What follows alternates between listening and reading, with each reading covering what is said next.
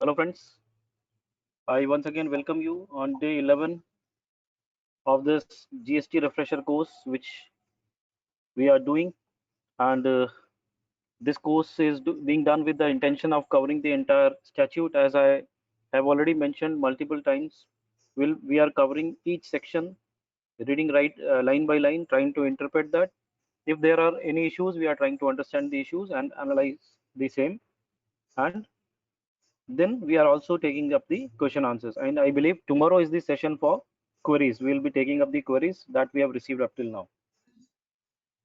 I hope the tomorrow is query session, correct, team?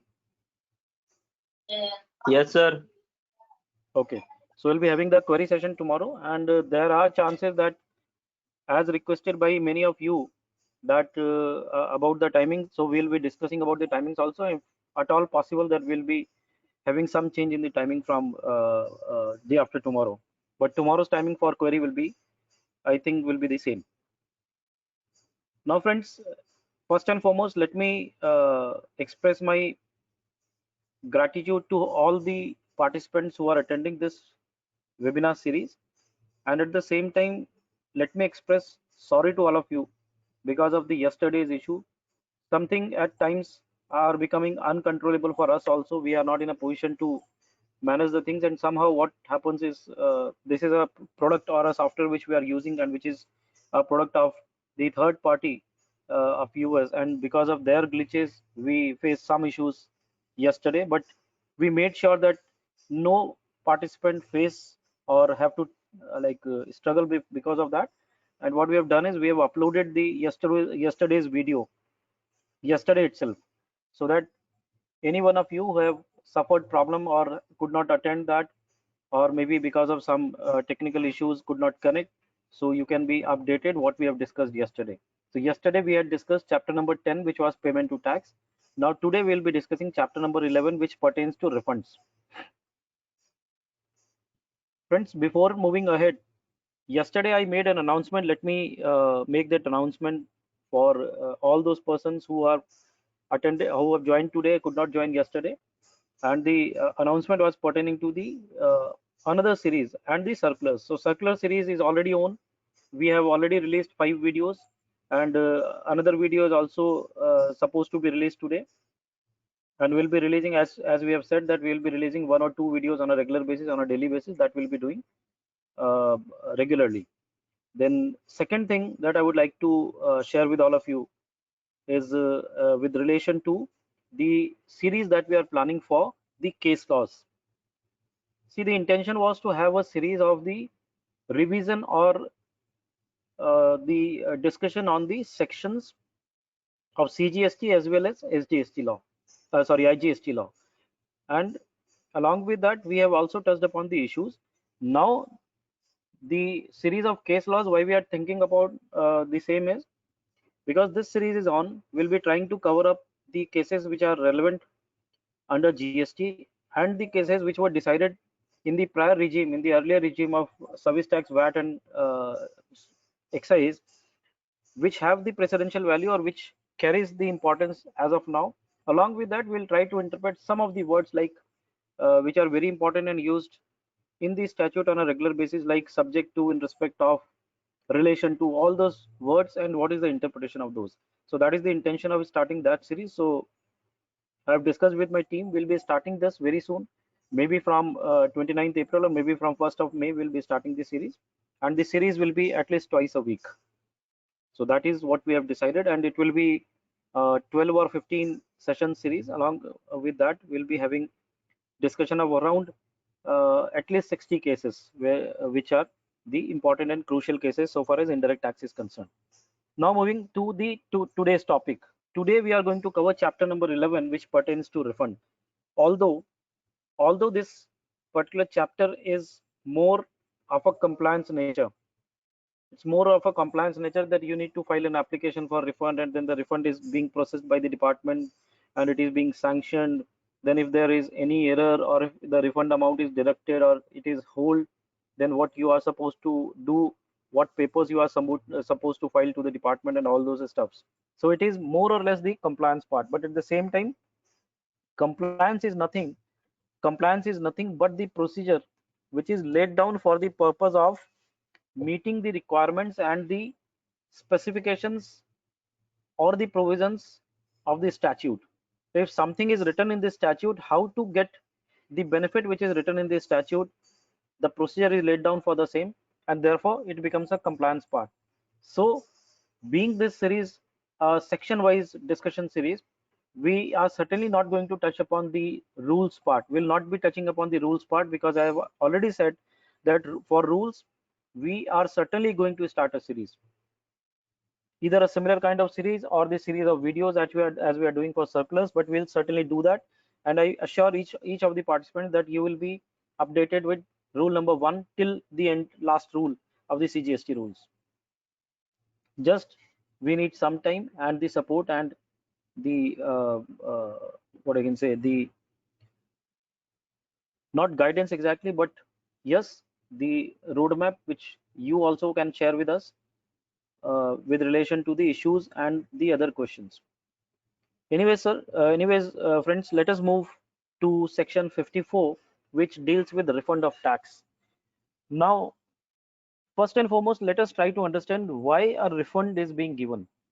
See, what we have understood is that you need to identify, I'm repeating, you need to identify the taxable event under this law, whether the event or the activity or the transaction that you have undertaken is a taxable event, means is it a supply? If at all it is a supply, then whether it is a taxable supply or an exempt supply.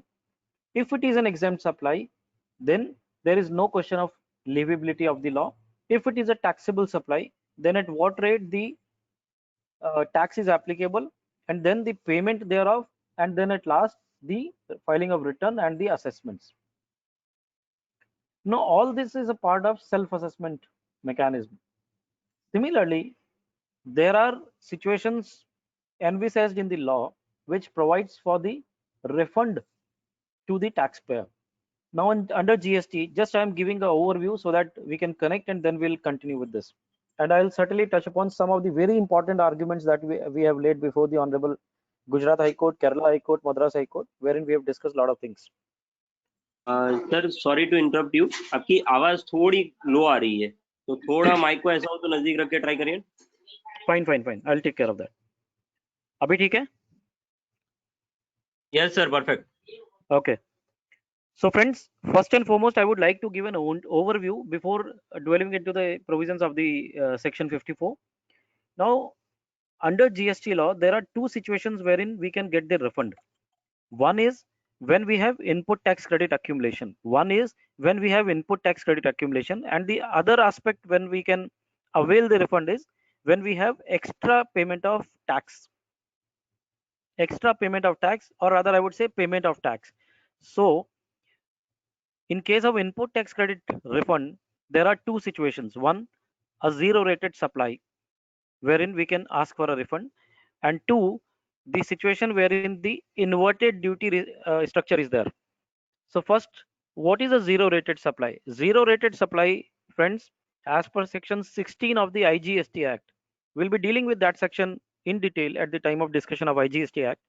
But since the topic has been started and we need to deliberate on that, you need to understand what is zero rated supply. Zero rated supply, as per section 16 subsection 1 of the IGST Act, it is either export of services or goods, or it is supply to SEZ developer or SEZ unit.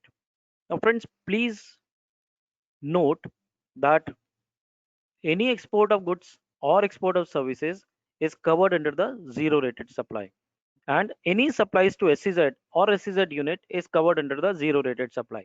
And in case of zero rated supply, if the input tax credit is being accumulated, you are eligible to get refund of the same. Second situation that I would like to deliberate upon, in case of zero rated supply, there are further two cases or two situations. One is where the export is being done by the taxpayer or by the exporter with the payment of tax. I am repeating, with the payment of tax. And two, where the export is being done by the exporter without the payment of tax, means under an LUT, that is letter of undertaking, or a bond. Now in second case, friends, where the export is being done without payment of tax, the input tax credit which is being accumulated on the inputs procured, which are used for manufacturing those goods which are finally exported, or which are used for purchasing those goods which are traded and exported, both the input tax credits will be allowed as a refund to the taxpayer. That is a zero rated supply without payment of tax. But in case it is a payment of tax, that will fall into the second situation. I tried to describe you there are two situations wherein a refund can be granted under the GST law. One is zero rated supply, two is, or rather one is the input tax credit availed, and two is tax which is extra paid. So second situation of zero rated supply wherein you are exporting with payment of tax, with payment of IGST, in that case you are eligible for refund. Again I would say you are eligible for refund, and that refund is of the tax amount. Whatever integrated tax you have paid, you are eligible for that refund. So first thing is very clear. Input tax credit in case of exports, in case of export, that is zero rated supply, is refundable in case where you are exporting under LUT or bond.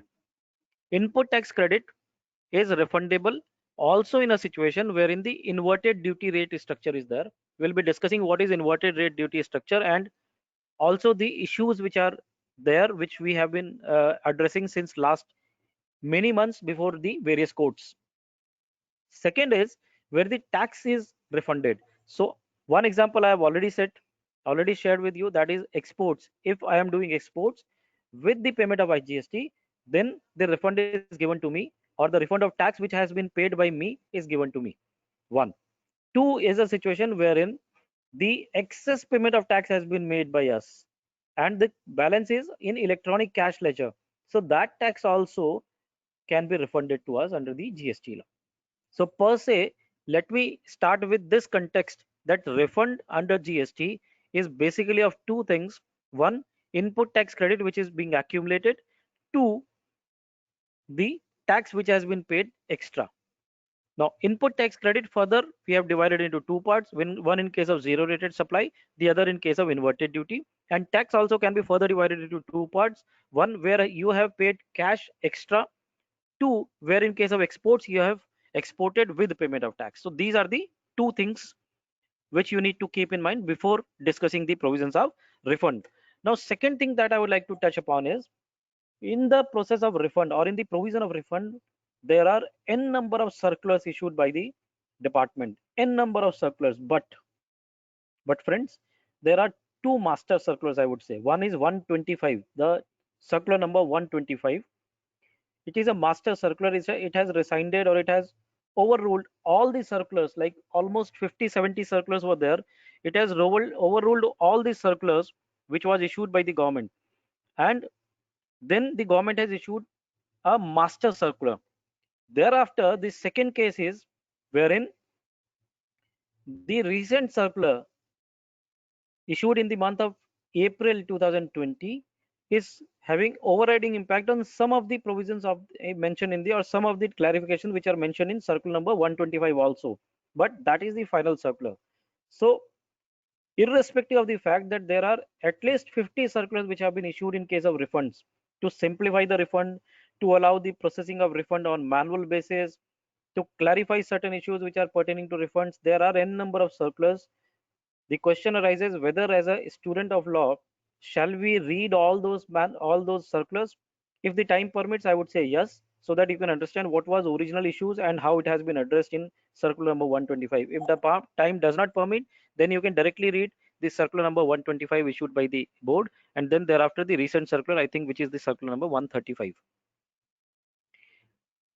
Then, so far as law is concerned, there are very minor changes under section 54. There are not major changes, but in rules there are huge changes. They are huge. Like in many cases, the rules has been retrospectively amended.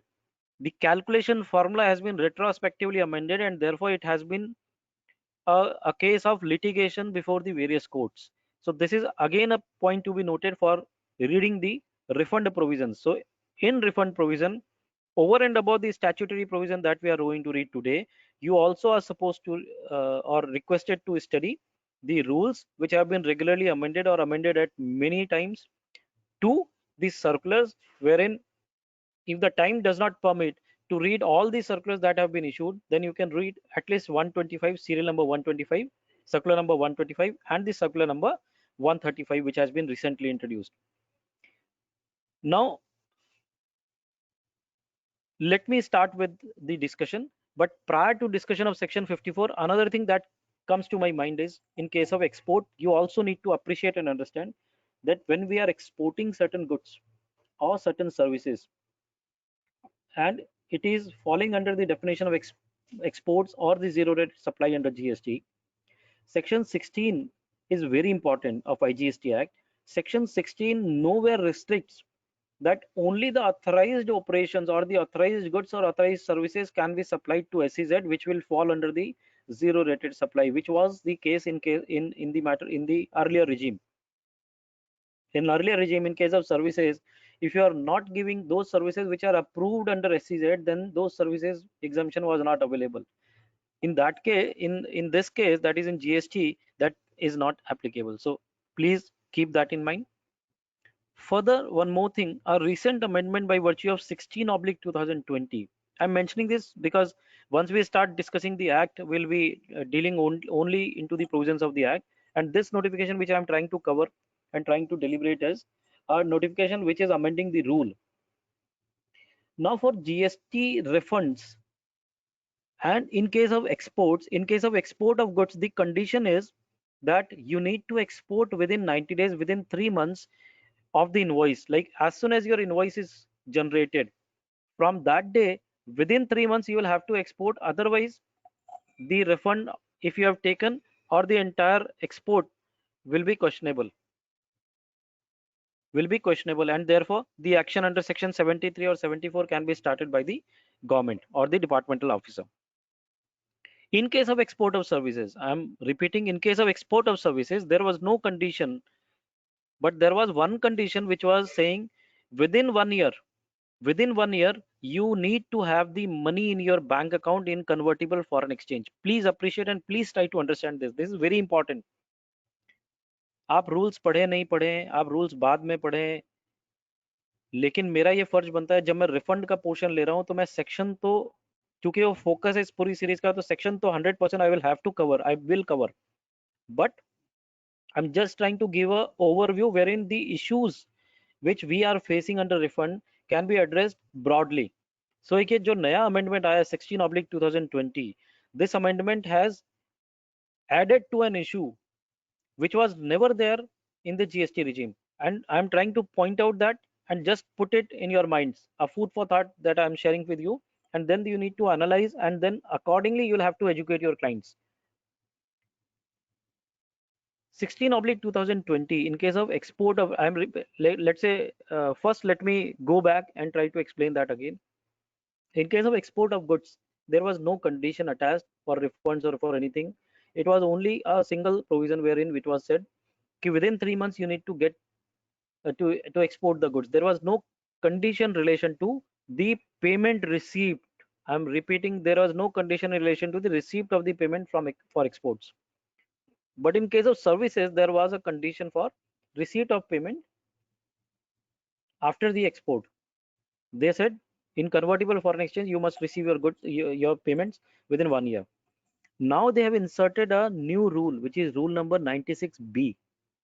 I'm repeating, rule number 96B, which said that now even in case of goods, the payment has to be received.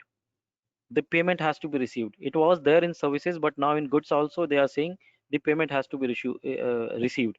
And therefore, please bear in mind that any export of goods have to be now also prove with the receipt of payment in convertible foreign exchange, and that payment has to be received as per the FEMA time limits. Under FEMA, there has been amendment. A notification has came which said that within 9 to 15 months you must receive the payment. That means 9 to 15 months maximum period within which the payment must be received in case of exports. Now after this 23rd March 2020 notification, that is 16/2020, which has amended the CGST rules and inserted a new rule which is rule number 96A. उसके बाद से ये आपको ध्यान रखना पड़ेगा कि आपकी पेमेंट जो है आए कन्वर्टेबल फॉरेन एक्सचेंज में, जो पहले नहीं थी। ठीक है friends, now let me start with the provisions of section 54। और जैसे जैसे हम आगे बढ़ते जाएंगे, there are lot of things that I would like to share with you, and हम बात करते जाएंगे and will be discussing all those things. Subsection 1, it says any person claiming refund of any tax and interest, claiming refund of any tax and interest, if any, paid on such tax or any other amount paid by him, make an application before the expiry of 2 years from the relevant date in such form and manner as may be prescribed. So it is very simple that he need to make an application within 2 years from the relevant date. What is relevant date? It is given in the explanation. We'll see that. Provided that a registered person claiming refund of any balance in the electronic cash ledger in accordance with the provisions of section 49 subsection 6 that we have read yesterday, कि अगर कोई access payment आपका हो गया, आपको 10 रुपए payment करना था और आपने 100 रुपए पेमेंट कर दिया, तो 90 रुपीज का रिफंड ले सकते हैं। We have discussed this at the time of discussion of returns also, that there was a provision under return per se, but now since the return GSTR 3 is still not there, so therefore even for these refunds like excess cash balance which is there in the electronic cash ledger, you will have to file a application for refund. So it says under section 49(6), may claim such refund in return furnished under section 39 in such manner as may be prescribed. Now since section 39 return GSTR 3 is not there, it is GSTR 3B which has taken the shape of the return under section 39. There is no provision, as per my knowledge, I am not into compliance, but still I could say that in GSTR 3B there is no provision of claiming refund of excess balance in the electronic cash ledger, and therefore you will have to file a separate application for the purpose of getting refund of the extra balance in the electronic cash ledger. Moving further, friends, subsection 2, it says a specialized agency of the United Nations organization or any multilateral financial institutions and organization notified under United Nations Privileges and Immunities Act 1947, consulate or embassy of foreign countries, or any other person or class of persons as notified under section 55. For there they have been issuing a notification under section 55, they are also entitled to a refund. Please be cautious. Entitled to a refund of tax paid by it on inward supplies of goods or services or both, meaning thereby these units, these agencies of UNO or multilateral financial institutions or the organizations, other organizations which are specified here, are eligible to claim refund of taxes paid on the inward supplies of goods and services, and they can make an application for such refund in such form and manner as may be prescribed, but within, that means before the expiry of 6 months, before the expiry of 6 months from the last date of the quarter in which such supply was received. So in this case, the relevant date of 2 years, it is not relevant. It says before the expiry of 6 months from the last day of the quarter in which supply was received. The earlier provision of there has been an amendment in the relevant date also in clause number E to the explanation, which is amended in case of inverted duty. Earlier the same line was used in case period आपका खत्म हो वहां से 2 साल, but now it has been amended. We'll see how it has been amended. But in case of these specialized agency, a form has to be filled before the expiry of 6 months from the last date of the quarter. Let's say April to May, June का quarter है तो जून का जो quarter 30 जून last date है उसके 6 महीने के अंदर अंदर he will have to file the refund application. Moving further, subsection 3. Now friends, this is the subsection on which I would like to spend some time, and this is one of the, I would say, the most disputed section under this GST law. There are n number of cases which we have also argued, and there are n number of cases which is being argued by very prominent and senior lawyers of the country before various high courts, and now few of the matters are before the Supreme Court also.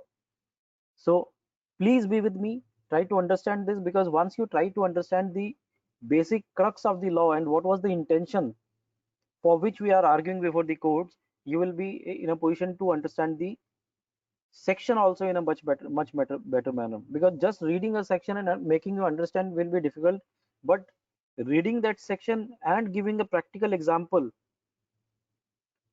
will certainly make it easy to understand and digest the provisions of the law. Subsection 3, what does it say? It says subject to provisions of subsection 10. Now what is subsection 10? I will flip it and I will show you, but subsection 10 is somewhere pertaining to withholding the refund, the power to withhold the refund. You are eligible, there is no doubt about it. I'm repeating, you are eligible, there is no doubt about it. But because of certain reasons, there is a power which has been given under subsection 10 to the officers who can withhold your refund, and therefore they can deny or they can defer the sanctioning of refund. So, subject to provisions of subsection 10, a registered person may claim refund of any unutilized input tax credit at the end of any tax period. Now, friends, please try to connect with which I have opened. I have opened that the refund can be given in two situations. One, input tax credit which is being accumulated, and two, where the tax has been paid extra. So, tax has been paid extra, we have already covered under subsection and the proviso of subsection 1. wherein it has said कि 49(6) के हिसाब से अगर आपका access cash ledger में balance पड़ा है तो आप उसका रिफंड ले सकते हैं. नाउ इनपुट टैक्स क्रेडिट के लिए सबसेक्शन 3 है और ये बहुत क्रूशियल है. It says a registered person may claim refund of any unutilized input tax credit at the end of the tax period, meaning thereby accumulated tax credit, input tax credit at the end of the tax period. Now proviso, it says provided that no refund of unutilized input tax credit shall be allowed in cases other than, no refund of unutilized input tax credit shall be allowed in cases other than. इसका मतलब ये हुआ कि केवल जो नीचे लिखे हुए केसेस हैं इसी में इनपुट टैक्स क्रेडिट का एक्यूमुलेटेड बैलेंस का रिफंड मिलेगा. इसके अलावा कोई भी ऐसी सिचुएशन नहीं है जिसमें वो रिफंड मिलेगा. Even the provision of issuing a notification is also not there. So clause 1 says zero rated supplies made without payment of tax. Please appreciate, friends, it says zero rated supplies made without payment of tax. It does not include, I have already referred and I have already discussed that in case of section 16 of the IGST, there are two ways in which export can be done as mentioned. One, with payment of tax. Two, without payment of tax. And the question of refund of input tax credit accumulated will arise only in case where you are not paying the tax at the time of export. So in case of zero rated supply which is made without the payment of tax is eligible for refund under section 54 subsection 3 proviso clause 1. Clear? Moving further, it says where the credit has been accumulated on account of rate of tax on inputs. Now please be attentive. यहाँ पे मैं कुछ 2-3 ऐसे चीजें आपसे discuss करना चाहता हूँ जो हम कोर्ट्स में प्रूव कर चुके हैं, कुछ फेवरेबल ऑर्डर्स ले चुके हैं और कुछ favourable orders we are expecting to be announced by the court very soon. So just try to understand how we are trying to interpret this provision. Clause 2, it says where the credit has been accumulated on account of rate of tax on inputs, rate of tax on inputs being higher than the rate of tax on output supplies other than nil rated or fully exempted supplies, except supplies of goods or services or both, as may be notified by the government on the recommendations of the council. Now let us try to dissect and understand this. It says जहां पे भी accumulated credit होगा, किस वजह से आपका input जो है वो हायर रेट का है और आउटपुट आपका लोअर रेट का है. आउटपुट आपका लोअर रेट का है, लेकिन लोअर रेट का मतलब ये नहीं कि नील रेट और एग्जेम्प्ट रेट. नील और एग्जेम्प्ट को निकाल दिया है आपने, इसका मतलब टैक्सेबल है, नील रेटेड नहीं है, एग्जेम्प्ट नहीं है, लेकिन जो रेट एप्लीकेबल है वो रेट इनपुट से कम है. That is the what I can say, that is the interpretation of this line, meaning thereby आपका इनपुट 18% है, आप ऐसे गुड्स में डील करते हो जो ना तो एग्जेम्प्ट है ना नील रेटेड है, जबकि वो सेल हो रहा है या उसकी सप्लाई 5% पे हो रही है. So that will be covered under this clause and it is known as inverted duty structure, wherein the rate of inputs are higher than the rate of output. Further, it says that this refund will not be allowed. This will be allowed in all the cases except in the cases wherein the government, on the recommendation of the council, have notified that in these cases, for these products or these services, the refund will not be allowed. The refund will not be allowed. तो मुझे दो चीजें ध्यान आती हैं, दो notification, एक है 5/2017 and the other one is 15/2017. 5/2017 में इन्होंने कहा कि आपको ये प्रोडक्ट्स जो गुड्स हैं इनकी आपको रिफंड नहीं मिलेगी, भले ही उसमें एक्यूमुलेटेड क्रेडिट है या भले ही वो इन्वर्टेड ड्यूटी में कवर्ड है. They have used the exception which is provided in this clause 2 of proviso to section 54(3), and they have blocked the refund of that. At the same time 15/2017 जो है वो services के लिए, और वहां पे आपको ध्यान होगा कि कंस्ट्रक्शन सर्विसेज, बिकॉज वहां पे इनपुट होती थी 28% की और आउटपुट होती थी 12% की, तो उस केस में वहां पे भी एक्यूमुलेटेड क्रेडिट का रिफंड आपको नहीं दिया जाएगा, ऐसा उन्होंने लिख दिया.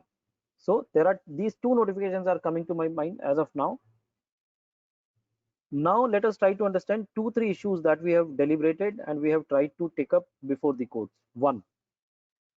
5/2017 provides for the blockage or the non-allowance of refund even if the inverted duty structure is there.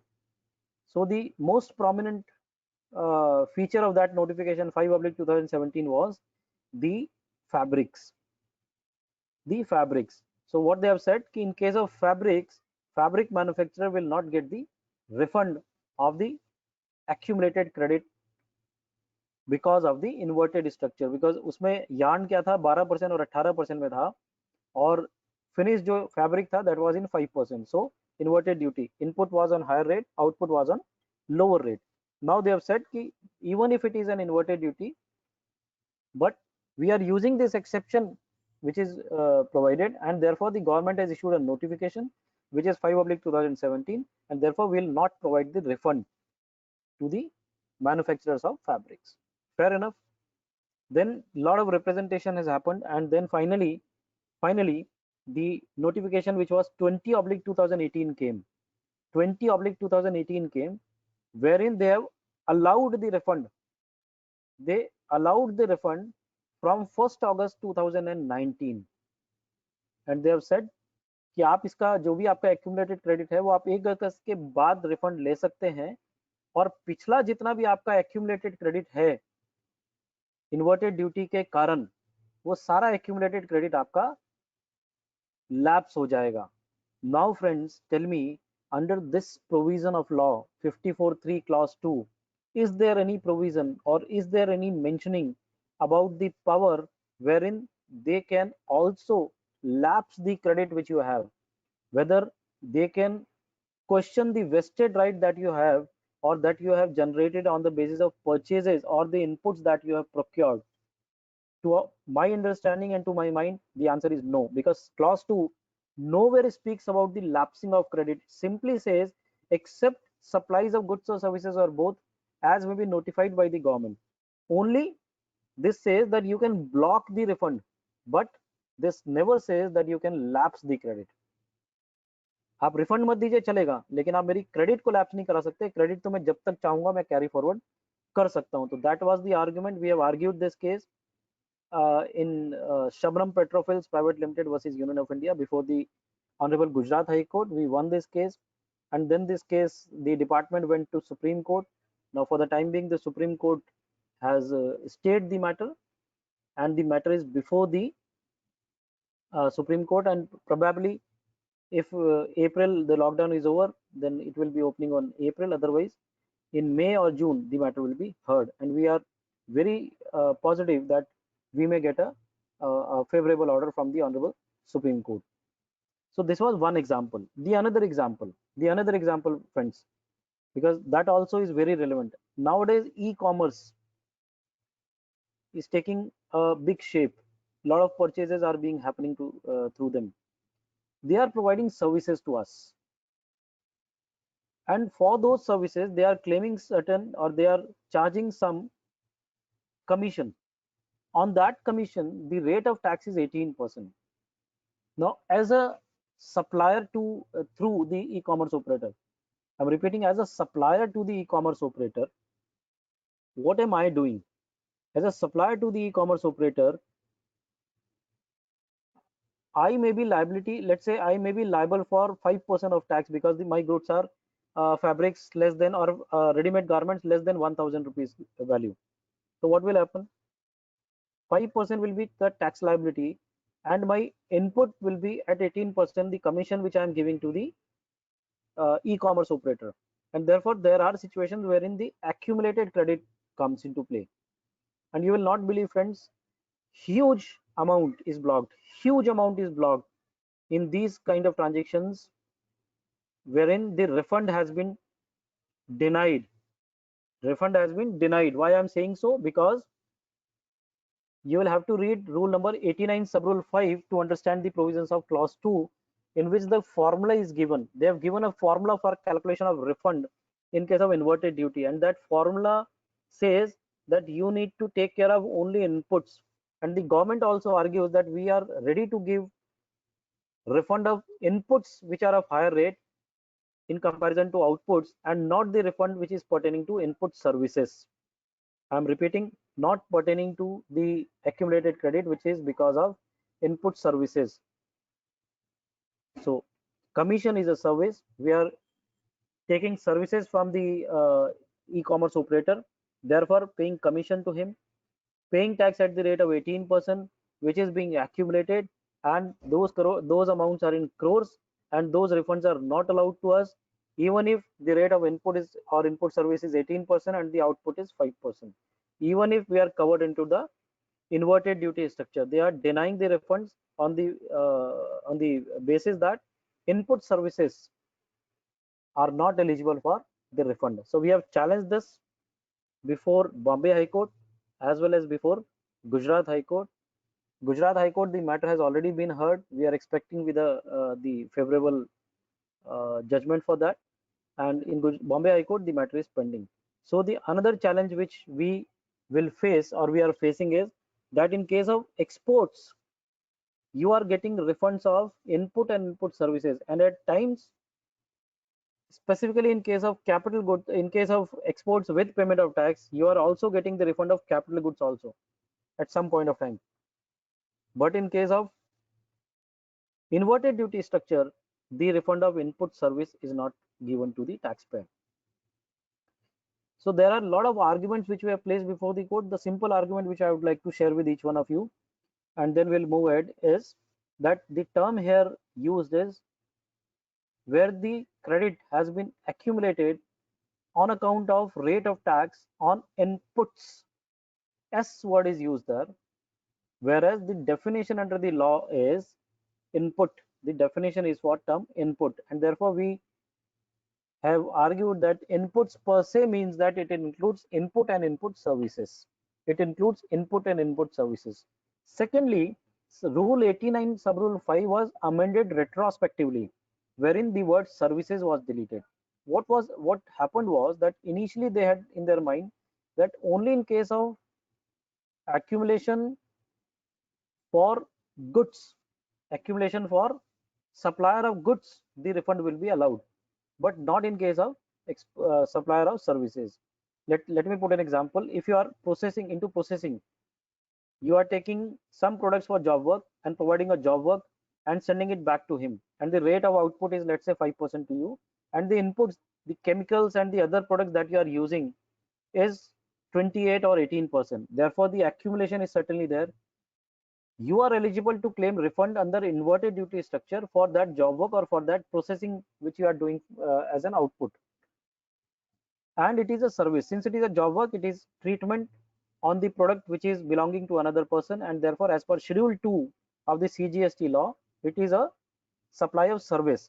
Now since it is a supply of service, originally the department has a contention, or the government had the contention, that the refund of inverted duty is not applicable.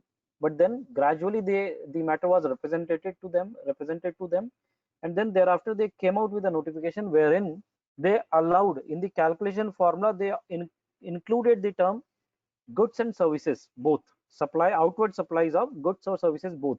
So therefore even now in case of services, if you have accumulated credits, you will be eligible for refund. तो अब आपके अगर accumulated credit जमा हो रहा है और आप supplier of service हैं तो भी आपको refund मिलेगा. ऐसा उन्होंने modify कर दिया, एक amendment कर दिया एक notification से retrospectively.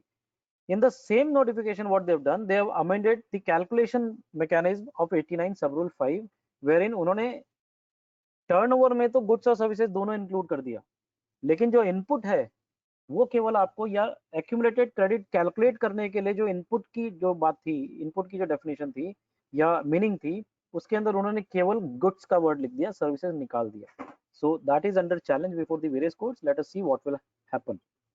There is another issue that I would like to touch upon. Okay, give me some time. Let me complete few sections and then they'll will come out with those discussions. I am once again trying to summarize this 54.3 so that you are again back with me and get connected to me.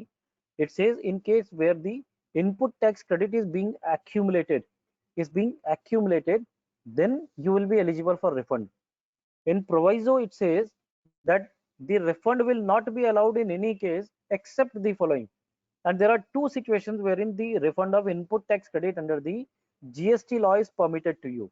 One, the zero rated supplies which is made without payment of tax. जो भी आप exports कर रहे हैं, चाहे goods का है services का, जो without payment of tax कर रहे हैं. और friends यहाँ ये ध्यान रखना है कि whenever you are making a export without payment of tax, you can make the exports without payment of tax only under an LUT or a bond. And now in few cases where the prosecution or some conditions were violated, in few cases the bank guarantee is also there. तो आपको accumulated credit का refund मिलेगा दो ही situation में. पहला, जब आप export करते हैं यानी you are into zero rated supplies without payment of tax. दूसरा, जब आपके पास accumulation of credit है because of inverted duty structure. And what is the inverted duty structure? That the rate of inputs are higher than the rate of output. The rate of inputs is higher than the rate of output, and in that case the accumulated input tax credit is being refunded to you by virtue of this clause 2 of proviso to section 54 subsection 3. Now please appreciate, friends, why they came out with this. See, if you will read the statement of objects when the constitution was amended and the GST law was brought in, the object clause or the object, one of the major objects was to remove the cascading so as to reduce the cost of manufacturing or the working capital blockage. And therefore when they have fixed the schedule, I would say कि ऐसा कभी होना ही नहीं चाहिए. जब आप tariff बना रहे हैं तो आपको पता होना चाहिए कि कौन सी प्रोडक्ट से क्या बनता है. तो accordingly you should not have the raw material at a higher rate and output as at a lower rate. लेकिन फिर भी वो चीजों का ध्यान अगर नहीं रहता कुछ प्रोडक्ट्स में और मान लेते हैं ऐसा हो भी गया, तो उस केस में भी स्टेटमेंट ऑफ ऑब्जेक्ट ये बोलता था कि हम 1 रुपए का भी एक्यूमुलेशन नहीं रखेंगे. We don't want even a single rupee to be retained by the government which is accumulated. So everything will be passed on as a credit to you, and it will be either usable in your future liabilities or you can claim refund of that. And therefore they came out with this provision of refund in case of inverted duty structure. And then in this clause they have kept an exception also wherein they have said कि कुछ notification issue कर सकती है government जहाँ पे वो refund inverted का होगा लेकिन फिर भी हम वो नहीं देंगे ऐसा कह सकती है. They can block it. Moving further, friends, it says no refund of unutilized input tax credit shall be allowed other than in point 1 or 2 above that we have already discussed. Now second proviso, what is this saying? It says provided further that no refund of unutilized input tax credit shall be allowed in cases where the goods exported out of India are subjected to export duty. If the goods are subjected, which are the goods which you are exporting are subjected to export duty, not of IGST. See, please bear in mind, the export on which the duty is not payable and we are paying duty on our own as an IGST, that is a different issue which is covered in section 16. But the export on which the export duty is payable, there are certain products which the government do not want to get exported, जिसकी India में ज्यादा जरूरत है, वो चाहती है कि वो एक्सपोर्ट ना हो, और वहां पे उन्होंने ड्यूटी लगा दी है कि अगर आप इसको एक्सपोर्ट करोगे तो आपको इतना ड्यूटी देना पड़ेगा. So if there are those cases wherein the registered person is exporting the goods and such exports are liable to export duty or subjected to export duty, in that case there will not be any refund of unutilized input tax credit. वहां पे आपको accumulated credit का कोई refund नहीं मिलेगा. Third proviso, friends, provided also that no refund of input tax credit shall be allowed if the supplier of the goods or services or both avails of drawback in respect of central tax or claims refund of the integrated tax paid on such supplies. Now, friends, this is where I would like to have some discussion with you. There are a lot of issues which have been faced by the exporters in this case. Excuse me, friends. Friends, what was happening? There is a concept, or that is an incentive, which is known as drawback for the exporters. Now, when I am exporting certain goods, there is a drawback which is given to me, and the drawback consists of two things. One, the basic customs that is being paid, that basic customs. Two, the taxes which are other than customs. So there used to be two rates: one, higher duty drawback; two, the lower duty drawback. For July, August, and September, the issue was there. From 1st October, it has settled down. The drawback scheme has changed, and therefore the rates have changed, and accordingly it was managed. But for July, August, and September, majority of the exporters have faced the issue in case they have exported in this month by way of payment of integrated tax. Integrated tax. I'm repeating, वो सारे exporters जुलाई, अगस्त और सितंबर 2017, ये 3 month में duty drawback के दो अलग अलग rates हुआ करते थे, एक हायर और एक लोअर ड्रॉबैक. अब यहाँ पे क्या प्रोविजन है? यहाँ प्रोविजन ये है कि अगर आप ड्रॉबैक लोगे तो आप रिफंड नहीं ले सकते. तो अनफॉर्चुनेटली आई वुड से the government and the government officers read only those things which they want to read. They will never read what is intention or the what was intended to be read. So they have read कि भैया आपने drawback ले लिया इसलिए अब आपको refund नहीं मिलेगा, and they have started rejecting all the refunds of IGST which was paid by the exporters for the month of July, August and September exports. Sir friends, सबसे पहले तो इशू ये था कि एक्सपोर्ट्स का मैच ही नहीं होता था. आइस गेट के साथ जो शिपिंग बिल की मैचिंग होनी चाहिए थी, रूल 96A के हिसाब से जो चीजें होनी चाहिए थी वो होती ही नहीं थी. Anyways let us not discuss that, because rule जब हम करेंगे तब वो चीज और डिस्कस करेंगे. लेकिन इन 3 महीनों में जिन लोगों ने भी एक्सपोर्ट किए, आईजीएसटी पे करने के एक्सपोर्ट करने के बाद एक्सपोर्ट किए और ड्रॉबैक ले लिया, आई एम सेइंग ड्रॉबैक ले लिया और गलती से हाई ड्रॉबैक ले लिया, तो सरकार ने के ऑफिसर्स ने ऐसा कह दिया कि since you have claimed high due to drawback, it includes that you have taken the refund of customs also at the same time, the basic customs also at the same time, the other taxes, meaning thereby the GST paid also. So therefore now you cannot claim the refund of IGST. That is what the contention was. So there has been the arguments before the courts. The one of the landmark judgments is Amit Cotton Industries. It was adjudicated by the Honorable Gujarat High Court, and then thereafter I had also argued few cases. Like one of the cases was in relation to the similar kind of thing, जहाँ पे high drawback ले लिया जुलाई का सितंबर में, वो उन्होंने refund भी कर दिया गवर्नमेंट को, फिर भी उनका रिफंड डिपार्टमेंट ने नहीं दिया. That was in case of Precourt Meridian Limited, which was decided by Kerala High Court, and then thereafter the same Precourt Meridian Limited we have argued before the Chennai High Court and the Madurai branch. So in that case also Madras High Court ने भी यही बोला कि नहीं मिलेगा, Kerala high court ने भी बोला मिलेगा, ऑनरेबल गुजरात हाई कोर्ट ने तो बोला ही था कि मिलेगा. उसके बावजूद भी you will be surprised to know that Amit Cotton Industries was decided last year, and the time which was given in that order was 4 weeks. It has been almost 1 year after that, and the refund has not been given. Still the refund has not been given by the department. Now they are saying कि हम इसमें सोच रहे हैं कि हम इसमें supreme court जाएंगे या आगे क्या करेंगे. So again I would say that is a contempt of court, but nevertheless जब तक वो assessee सामने नहीं आता तब तक हम कुछ नहीं कर सकते. But the point which I am trying to share is that this is a restriction which is placed in case of refund for accumulated input tax credit, wherein they are saying कि उन cases में आपको refund नहीं मिलेगा जहां पे supplier ने दोनों चीजें अवेल की है, मतलब उसने दोनों चीजें इन द सेंस कि उसने गुड्स और सर्विसेज और बोथ का ड्रॉबैक को अवेल किया है, ड्रॉबैक को अवेल किया है, या फिर उसने इंटीग्रेटेड टैक्स जो था उसको रिफंड क्लेम किया, मतलब उसका जो टैक्स का पार्ट था उसका रिफंड ले लिया ड्रॉबैक में। So you will have to analyse this and you will have to understand कि जो ये ड्रॉबैक की बात कर रहा है, ड्रॉबैक लोअर रेट और हायर रेट अगर हम करते हैं तो लोअर रेट में केवल आपका बेसिक ड्यूटी आती है और हायर रेट में आपका अलॉन्ग विद अदर जो आपके एडिशनल टैक्सेस होते हैं वो सब भी इंक्लूड हो जाते हैं। तो अगर मैं लोअर ले रहा हूँ तो ये मेरे को प्रोविजन नहीं लगेगा, लेकिन मेरे पास ऐसे एन नंबर ऑफ केसेस आए हैं, एन नंबर ऑफ क्वेरीज आई हैं जहाँ पे department has misread this and have not given refunds. So let us once again summarize the provision of subsection 3 because as per me this is one of the most important provision। 54(3) हो गया तो अपना refund का chapter खत्म हो गया। I will now I can complete this within half an hour, the entire session। So now what does it say? It says subject to provisions of subsection 10। subsection 10 के हिसाब से को रिस्ट्रिक्शन ध्यान में रखते हुए आपको इन्वर्टेड ड्यूटी और जीरो रेटेड सप्लाई दोनों की सिचुएशंस में जो भी एक्यूमुलेटेड इनपुट टैक्स क्रेडिट होगा उसका रिफंड मिलेगा, लेकिन इन दो में ही मिलेगा, तीसरा कोई सिचुएशन नहीं है जहां पे आपको मिलेगा। फिर उन्होंने कह दिया कि अगर आपका एक्सपोर्ट है और एक्सपोर्ट उन गुड्स का है जहां पे एक्सपोर्ट ड्यूटी है तो उसमें रिफंड नहीं मिलेगा।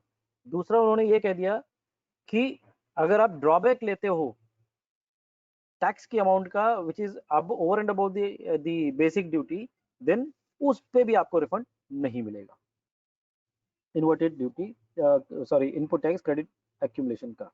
Moving to subsection 4, it says the application shall be accompanied by such documentary evidence as may be prescribed to establish that a refund is due to the applicant। B, such documentary or other evidence including the documents referred to in section 33 as the applicant may furnish to establish that the amount of tax and the interest, if any, paid on such tax or any other amount paid in relation to which such refund is claimed was collected from or paid by him, and the incidence of such tax and interest had not been passed on to any person। तो उसको पहला clause ये है कि उसको वो सारे documents देने पड़ेंगे जो प्रिस्क्राइब डॉक्यूमेंट्स है और वो एस्टैब्लिश करेगा कि रिफंड ड्यू है। बी, कि आपको वो सारे डॉक्यूमेंट्स और वो दूसरे एविडेंसेस देने पड़ेंगे जो ये बताता है कि जो अमाउंट ऑफ टैक्स और इंटरेस्ट है वो आपने पे किया था और वो आपने कलेक्ट किया था और जो इंसिडेंस ऑफ टैक्स है वो आपने पास नहीं किया है किसी भी दूसरे व्यक्ति को। सो it says that you are eligible but you have to submit such documents and the necessary evidences which establish the amount of tax and the interest, if any, which is paid on such tax or any other amount paid in relation to which refund is claimed was collected from or paid by him। उसी से collect करके पे किया गया और जो incidence है उसका वो आपने पास ऑन नहीं किया। अगर आपने इंसिडेंस पास ऑन कर दिया यानी आपने किसी से कलेक्ट किया और उसके बाद सरकार को भरा तो फिर you are not eligible for refund. Then in that case the person who has paid, that means the person from whom you have collected is the person who is eligible to claim input the refund।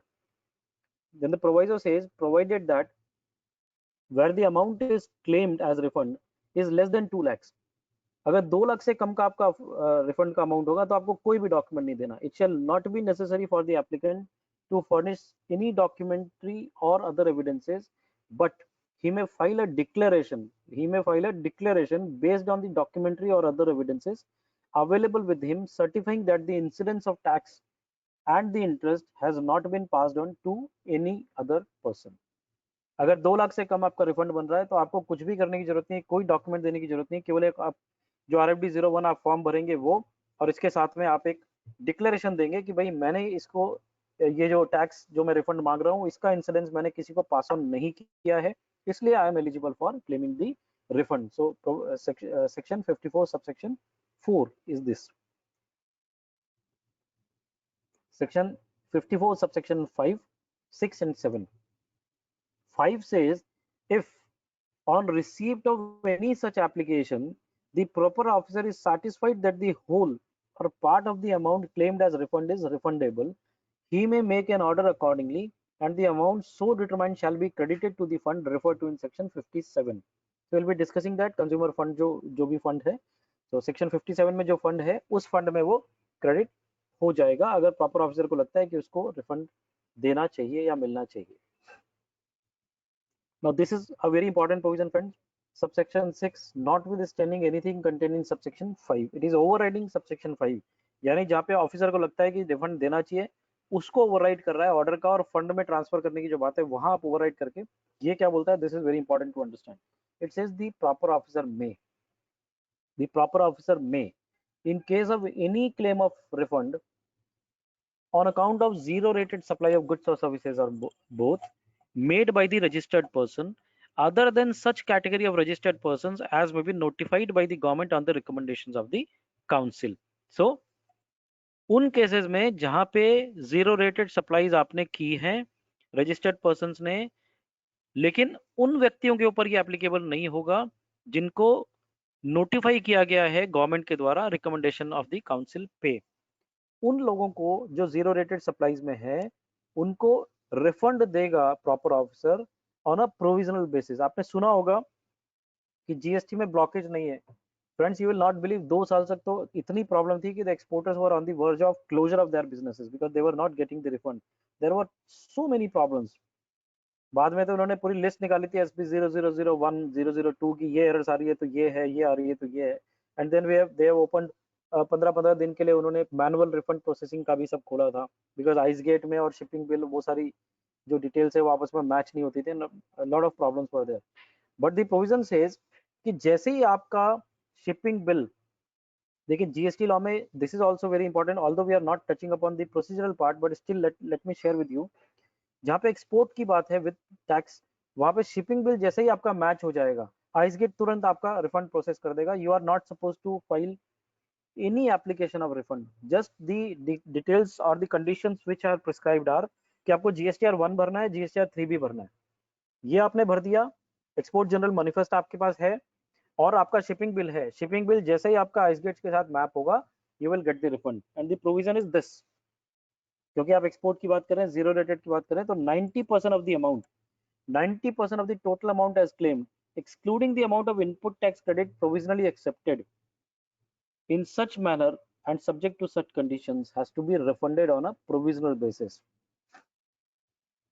Has to be refunded on a provisional basis. Limitations and safeguards as may be prescribed, and thereafter make such order under subsection 5 जो हमने ऊपर देखा for final settlement of the refund claim after due verification of documents furnished by the applicant. So immediately पहले तो आपको 90% process कर ही देना. There is a rule which provides restriction also कि अगर आप प्रोसिक्यूट हुए हो, आपने मेरे ख्याल से 2.5 करोड़ है कि उससे ज्यादा अगर आपने इवेजन किया है तो उस केसेस में आपको प्रोविजनल रिफंड नहीं मिलेगा. Otherwise in all the cases you will be eligible for 90% of the total amount as a provisional refund, and as per the rule it is within 7 days. You will get the refund within 7 days, and thereafter they will finally settle the refund application and issue the order under subsection 5. और उसके लिए maximum time है 60 days. They will have to give it within the period of 60 days. Subsection 7, friend, it says the proper officer shall issue the order under subsection 5 within 60 days from the date of receipt of the application, complete in all respects. This I have already touched. Subsection 8 of section 54. It says notwithstanding anything contained in subsection 5, it again overrides subsection 5. यानी subsection 6 भी override कर रहा था subsection 5 को, और subsection 8 भी इसको override कर रहा है. It says the refundable amount shall, instead of being credited to the fund, because subsection 5 was saying कि अगर ऑफिसर को लगता है कि इसको रिफंड देने जैसा है, then they will transfer the amount to the fund which is referred to in section 57, and that is fund, the consolidated fund. So now this clause 8 says, subsection 8 says that notwithstanding anything contained in subsection 5, the refundable amount shall, instead of being credited to the fund under section 57, be paid to the applicant if such amount is relatable to. तो this is the important section that we need to keep in mind, because यहाँ से आपको पैसा मिलता है आपके account में, नहीं तो फंड में चला जाएगा. तो ये सिचुएशन जो नीचे लिखी हुई है, इन सिचुएशंस में आपको कैश पेमेंट आपके अकाउंट में मिलेगा. It be paid to the applicant if such amount is relatable to 1. refund of tax paid on export of goods or services or both, or on input or input services used in making such exports. जो भी आपने tax export में किया है वो, या फिर input services जो गुड्स आपने यूज किए हैं या सर्विसेज आपने यूज किए हैं इन एक्सपोर्ट्स को करने के लिए, वो ये टोटल टैक्स आपको रिफंड मिल जाएगा आपके अकाउंट में.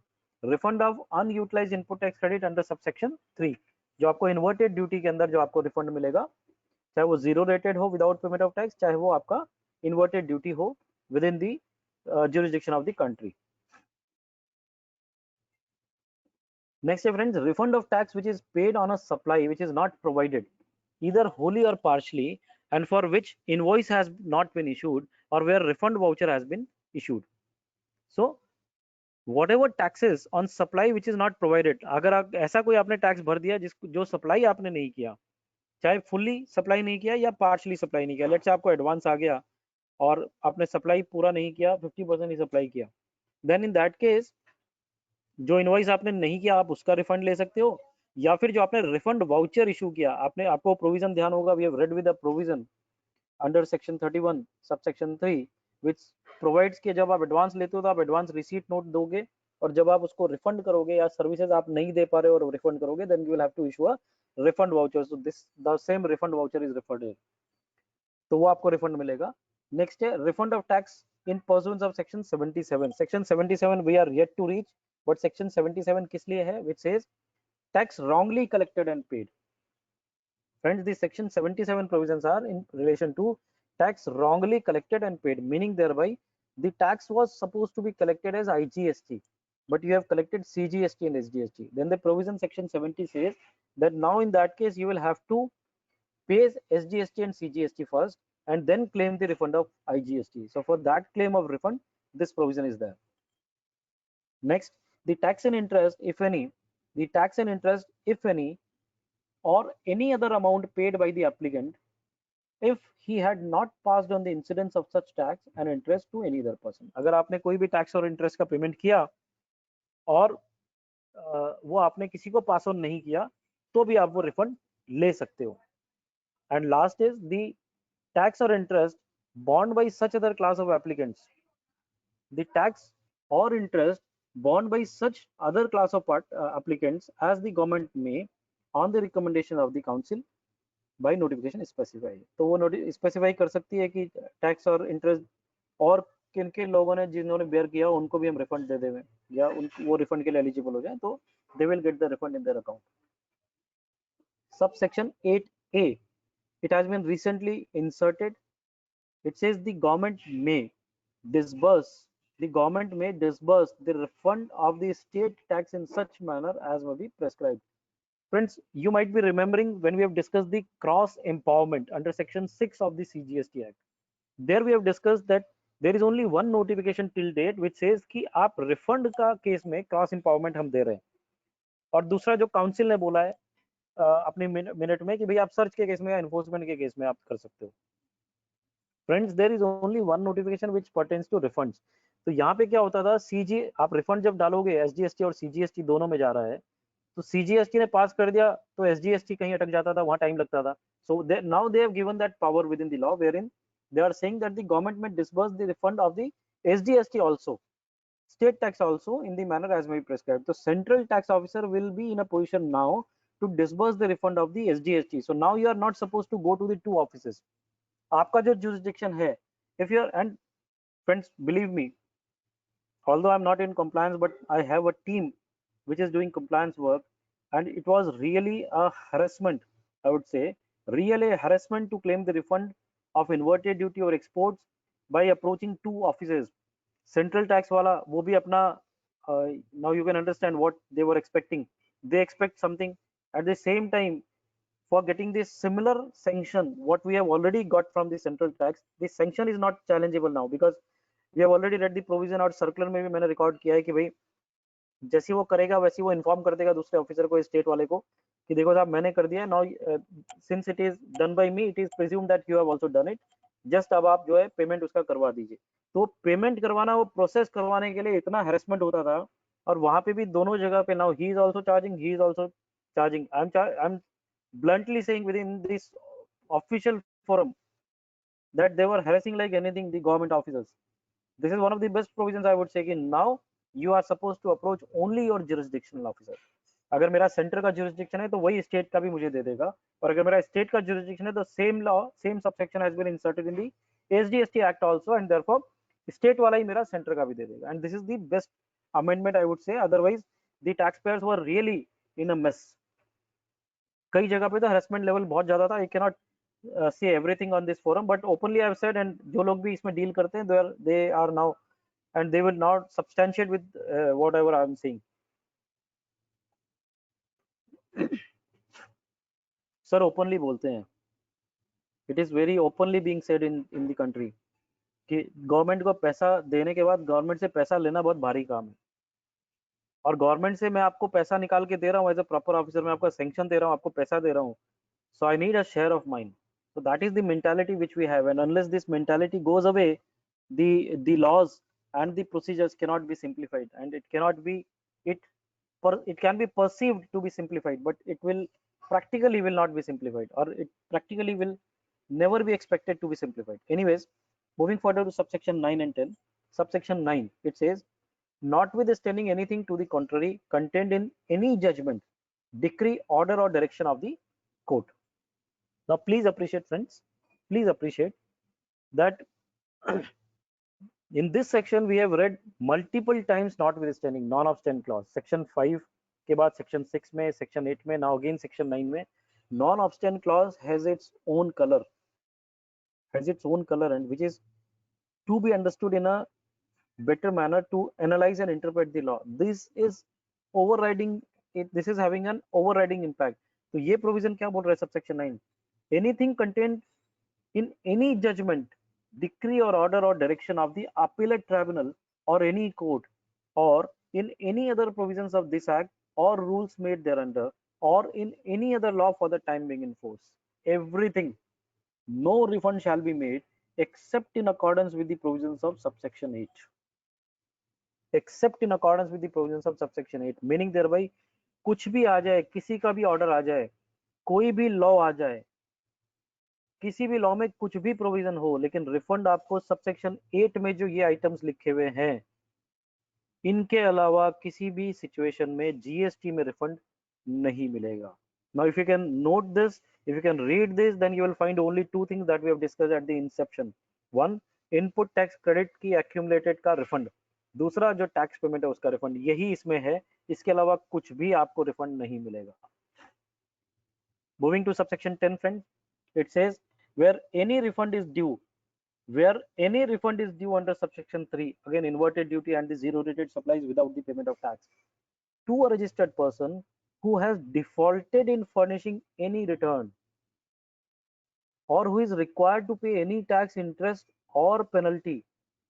Now please remember, subsection 3 जब चालू हुआ था तो वहां पे लिखा था subject to provisions of subsection 10. This is subsection 10, और मैंने उस वक्त ब्रीफ भी किया था कि withholding of refund. तो this provision is pertaining to withholding of refund. कब?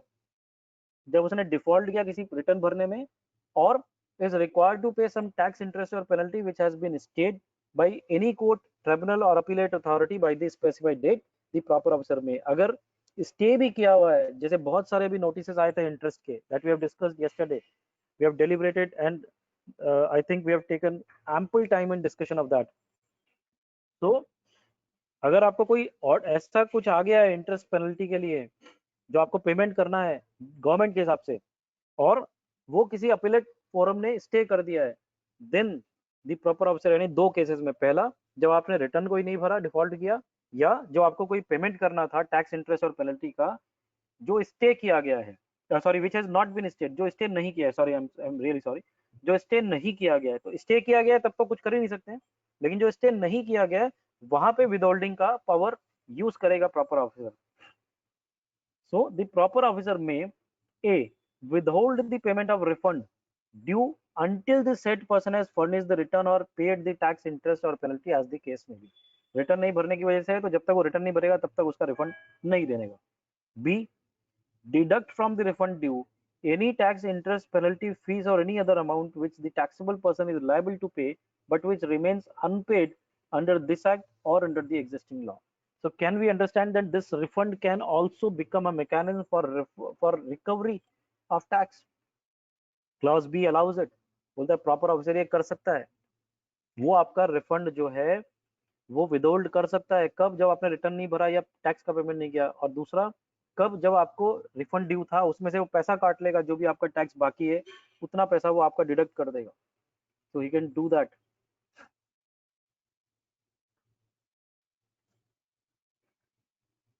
Further explanation is there which says for the purposes of this subsection the expression specified date shall mean the last date for filing an appeal under this act.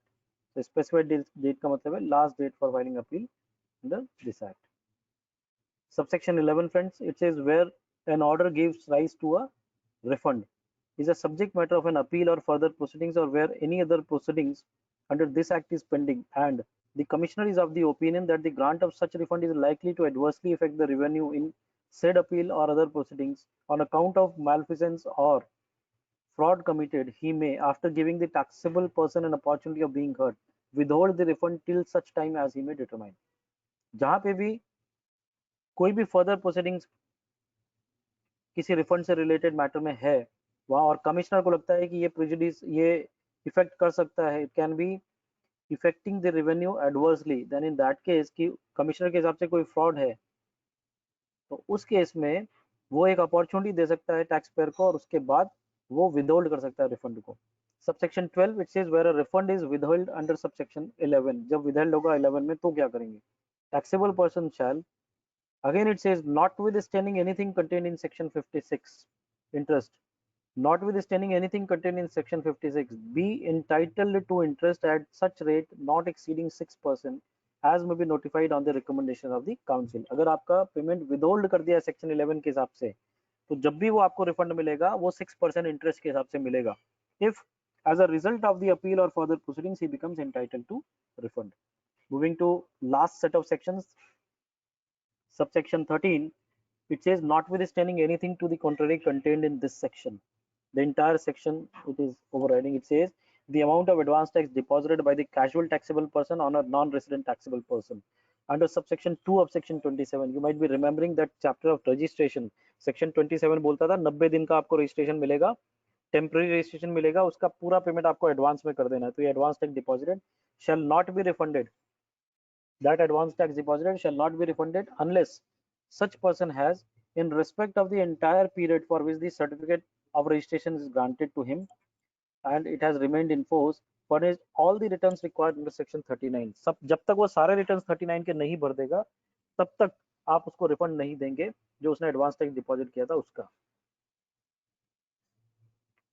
Subsection 14 friends, it says notwithstanding anything contained in this section, notwithstanding anything contained in this section, no refund under subsection 5 or subsection 6 shall be paid to the applicant if the amount is less than 1000 rupees. 1000 रुपए से नीचे होगा तो हम आपको refund नहीं देंगे, वो गवर्नमेंट की किटी में फंड में चला जाएगा। That is the intention of having subsection 14. Now this is an explanation friend wherein the most important term of relevant date is defined. What is relevant date? Relevant date अलग अलग situations में define किया गया है और relevant date से 2 साल के अंदर अंदर का time limit है and therefore it becomes very important to understand the meaning of relevant date. Now पहले देखते हैं first explanation. Clause 1 it says refund includes refund of tax paid on zero rated supplies of goods or services or both, or on inputs or input services. Please mark this word, input or input services used in making such zero rated supplies, or refund of tax on supply of goods regarded as deemed exports. Now what is deemed export? We'll touch that. Or refund of unutilized input tax credit as provided in subsection 3 of section 54. Now what is deemed export? First appreciate that every refund which is pertaining to export is coming out from the provision of section 16 of this law of the IGST Act, and section 16 deals with the zero rated supplies of IGST law, but there is no provision of deemed export in IGST law. It is only the provision of under the CGST law. CGST में एक section है, that is section 147.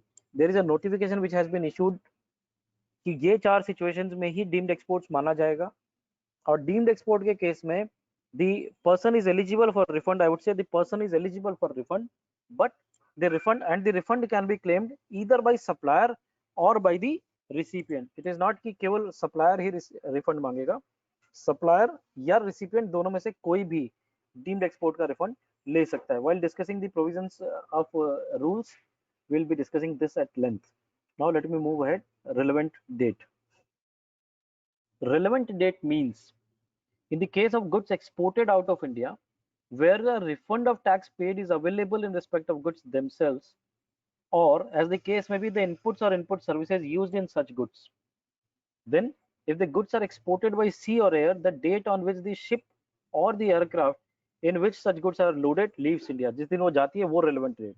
If the goods are exported by land, then the date on which the goods pass the frontier, that is the relevant date. And if the goods are exported by post, then the date of dispatch of the goods by the post office concerned to a place outside India will be the relevant date. ये तीनों cases हैं, सी और air, तो जिस दिन वो जा रही है, लैंड जिस दिन फ्रंटियर पास करता है, और पोस्ट जिस दिन पोस्ट ऑफिस क्रॉस होता है. Clause B, in the case of supply of goods regarded as deemed exports where a refund of tax is payable in respect of goods, the date on which they return relating to such deemed export is furnished. जिस दिन आप उसकी return भर देंगे deemed export की, उस दिन वो रेलेवेंट डेट हो जाएगा, वहां से 2 साल. C, in case of services exported out of India, in case of services exported out of India where a refund of tax paid is available in respect of services themselves, or as the case may be by the inputs or input services used in such services. या तो आपकी service पे ही refund मिल जाए तब तो chapter ही खत्म हो गया, और अगर आपको सर्विस पे नहीं मिलता है तो जो इनपुट या इनपुट सर्विसेज आपने उस सर्विसेज को प्रोवाइड करने के लिए लिए हैं उस पे रिफंड आपको मिलेगा. Clause 1 says receipt of payment in convertible foreign exchange और इन इंडियन रुपीज, जहां पे भी परमिटेड है आरबीआई के द्वारा कि इनसे, जैसे नेपाल, भूटान है, एसईजेड है, वहां से आप इंडियन रुपीज में भी लोगे तो भी चलता है और वो एक्सपोर्ट ही माना जाता है. Where the supply of services had been completed prior to the receipt of such payment, or issue of invoice where payment for services had been received in advance prior to the date of issuance of invoice. इन दोनों case में से ये date जो है वो relevant date आएगी, issue of invoice या receipt of payment. D, in case where the tax becomes refundable as a consequence of a judgment, decree, order or direction of the appellate authority, appellate tribunal or any court, the date of communication of such judgment, decree, order of direction is the relevant date. उससे 2 साल. आपको कोई order मिला, favourable order, appeal में आप जीत गए, जहां पे बोला कि भैया आप रिफंड ले सकते हो, तो वहां से 2 साल. In case of refund of unutilized, this has been amended. This clause E has been amended. It says, in the case of refund of unutilized input tax credit under clause 2, that is inverted duty structure of the first proviso to subsection 3, the due date for furnishing of return under section 39 for the period in which such claim for refund arises. पहले ये था साल खत्म होने के बाद, मार्च खत्म होगा, 1 अप्रैल से 2 साल कैलकुलेट होगा. अब ये हो गया कि अंडर सेक्शन 39 की जो ड्यू डेट है, लेट्स से 20 तारीख है, तो 20 तारीख के बाद रेलेवेंट डेट का काउंटिंग स्टार्ट होगा 2 साल. Clause F, in the case where the tax is provisionally paid under this act or rules made thereunder, the date of adjustment of tax after the final assessment thereof. कोई भी provisional अगर आपने payment किया होगा तो जब finally उसका payment adjustment हो जाएगा उसके बाद से 2 साल. In the case of a person other than a supplier, the date of receipt of goods or services or both by such person, and in any other case the date of payment of tax. In residual situations it will be date of payment of tax, वहां से 2 साल. These are the rules which are relevant. We'll be certainly discussing at the time of series of rules. That is also going to be a wonderful series as per me, because we'll be discussing the entire procedure which has been laid down by the government in the CGST rules, and we'll also try to have some hand-on experiences also for the new participants, participants who have never complied with this. There are a lot of notifications, as I have said in case of refunds. So a lot of notifications in case of section 54 which have been issued. Then these are the central rate notifications. These are the circulars. So a lot of circulars also have been issued, but I have said two master circulars to be kept in mind, that is 125. 125 has rescinded all the circulars. It is a master circular. Here it is written 125, and then the latest circular which is dated 31st March 2020, 135. तो ये दोनों circular भी अगर आप अच्छे से पढ़ लेंगे तो you will be through with the concept and the idea and the clarifications pertaining to refunds. आपको पूरा फिर पढ़ने का पुराना वाला सब जरूरी नहीं है. These are certain amendments which have been brought in section 54. ये relevant forms है along with their time limit of the expiry and all. Some of the case laws also I have tried to incorporate here. Some of the case laws I have also tried to incorporate here. And उसमें से पहला है honourable high court of Gujarat का एक judgement है जहाँ पे PMT 03 का था.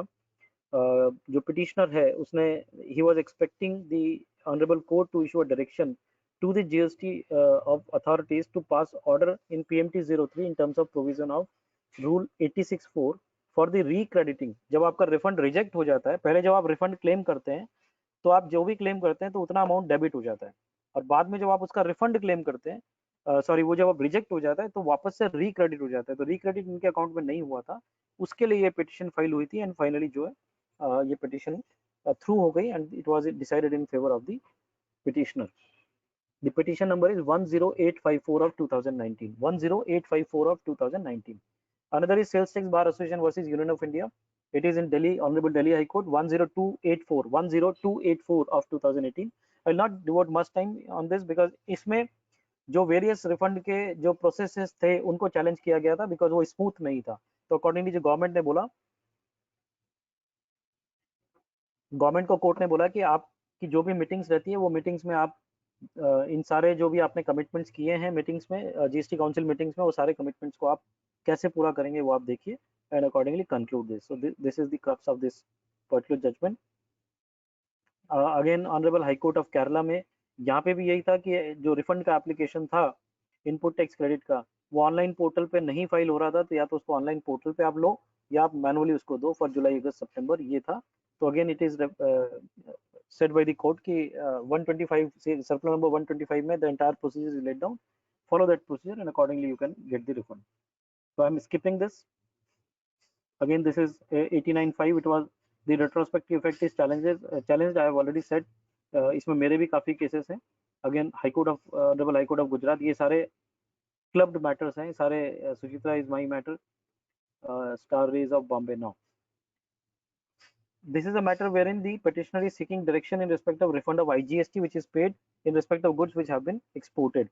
तो यहाँ पे क्या हो रहा है कि शिपिंग बिल के साथ वो रिकनसाइल नहीं हो रहा था and because of that the refunds was blocked. As I have already discussed at the time of deliberation की बहुत सारे केसेस में जो आपके आइस गेट की मैपिंग है, आपके GSTR 3B में आपने एक्सपोर्ट की जगह किसी दूसरे कॉलम में दिखा दिया है, वन में कहीं और दिखा दिया है, तो all those steps are mismatching. Because of that the matching with the ICEGATE portal is not there and because of that the refund is blocked. तो कोर्ट ने ये बोला कि ठीक है, अगर ऐसा मिसमैच है then for the within the period of 8 weeks from the date of the petitioners carry out the necessary modifications in the GSTR 1 and 3B forms and same shall be communicated to the respondents and therefore it shall be allowed, the refund shall be allowed. तो आप manually करिए या आप उनको back office से करके दीजिए या आप उनको मेल भेजिए, whatever you do, try to reconcile that and once it is reconciled, supply it to the respondents and therefore you will become eligible for refund. And the petition number is 2483 of 2018. Next, friends, I'm skipping this because this is not that relevant. Vedanta also, Tran 1. Saraf Natural Stone, there was a matter wherein the exporter's refund was there. Refund has already been given by the department, but it was delayed. And therefore the petitioners went before the Honorable High Court of Gujarat. This is the case under section 56 as read with 54. So he went before the petitioner went before the Honorable High Court of Gujarat, wherein the Honorable High Court of Gujarat have said कि nothing doing, you will have to pay interest under section 56 at the rate of 9%. So 9% was the rate which was imposed. जितना भी आपका delay हुआ. Shabnam Petroleum, we have already touched upon this. 20/2018 was amended, wherein they have said now the fabric manufacturers will get the refund. Now the fabric manufacturers will get the refund and therefore आप refund 1 अगस्त से claim कर सकते हो, लेकिन जो आपका 31 जुलाई तक का जो भी इन्वर्टेड ड्यूटी की वजह से एक्यूमुलेट हुआ ITC, that has to be lapsed. So we have challenged this, that there is no power, because that notification 20/2018 was issued under 54(3) first proviso clause 2. So clause 2 does not have any power. It says कि जहाँ पे inverted duty है, यानी where the rate of input is higher than the rate of output, वहाँ पे आपको refund देना है, except where the government issues a notification and blocks it on the recommendations of the council. So what power maximum they had by way of that notification was, or that proviso clause 2 was, that they can block the refund. They had no powers to block the, or to ask us to lapse the credit. That was the challenge before the court, and the court has upheld it and allowed the petition. But now this petition is before the Honorable Supreme Court. We'll have to wait and watch what happens there.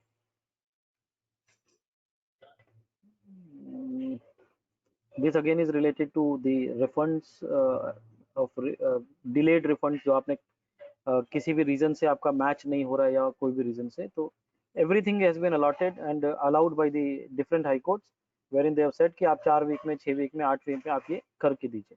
Amit Cotton Industries also the similar thing which we have discussed, कि जहाँ पे higher duty drawback का question आया, इसने वो higher drawback जो लिया था वो खुद ही रियलाइज करके पेमेंट भी कर दिया वॉलंटरीली, इंटरेस्ट के साथ पेमेंट कर दिया कि साहब ये मेरे को नहीं लेना था, मैंने ले लिया, पेड इट, नाउ पे मे दी refund which is envisaged in section 54 and for which I am eligible. But वो रिफंड उन्होंने नहीं दिया और इसलिए उनको कोर्ट जाना पड़ा, एंड कोर्ट हैज सेड कि उनको ये रिफंड देना है along with 7% interest. But unfortunately till date the department has not honored the judgment of the honorable court, and therefore this is liable for the contempt of court. Let us see whether they proceed for that or not. We have still many matters before pending before the Honorable Gujarat High Court, which was listed on 15th April, but now since it's a lockdown period, it has been automatically deferred, and let's see when it will come before the court. I'm very sure that those judgments are also going to be in our favor, on the lines of the same Amit Cotton Industries, because with Amit Cotton Industries there are n number of judgments. One judgment which comes to my mind is G Next Power. G Next Power is by Honorable High Court of Kerala, which gives the recognition to this Amit Cotton Industries. At the same time, then Kerala High Court, my judgment is Precourt Meridian Limited. Then I have a judgment from Madras High Court. I have a judgment from Madras High Court in Precourt Meridian Limited again. So those judgments are not quoted, but all the courts have appreciated this concept that if it is an export and the drawback has been claimed, which is a higher drawback, then also there is no provision in the law. There is no provision in the law to hold your refund. They will have to give the refund, because drawback is different thing and refund is different thing. There is no restriction in the law per se. So accordingly they have given the refund. There is a what circular 38 number circular है, उसकी वजह से सब dispute हो रहा था, and they have given the judgments in our favor. Moving to this Bombay Bill. Again in this case the inverted duty structure का था, the notice has been issued. 18% के inputs थे, 12% के output थे, ये matter था. So I'm skipping these case laws because many case laws I have tried to incorporate, and this is one another judgment again of Honorable Gujarat High Court, argued by me only. Heavy metal and tubes India Private Limited. यहाँ पे तो issue ये था कि आपका shipping bill जो था ना, it was not being linked. Shipping bill में कुछ error था, and IGST was not getting like reflected in that shipping bill because of the clerical mistake of the, I would say 100% of the customs authority or the department. It was not being reflected because वो मैं थोड़ी बनाता हूँ, the system बनाता है आपका. So we have approached the honorable officer. The officer has updated the shipping bill. Shipping bill को update भी कर दिया. Now even after the updation of shipping bill, I was not given the refund. So we approached the honorable court in case of Heavy Metal and Tubes India Private Limited. As I've said, this was the matter which I had argued, and the petition number is 3934 of 2020. 3934 of 2020. You will not believe, within one hearing, in the first hearing itself, the matter was disposed in our favor, wherein the court has given the directions to the competent authorities. Then please look into the matter, and since the shipping bill is already amended, this has to be, the refund shall be processed.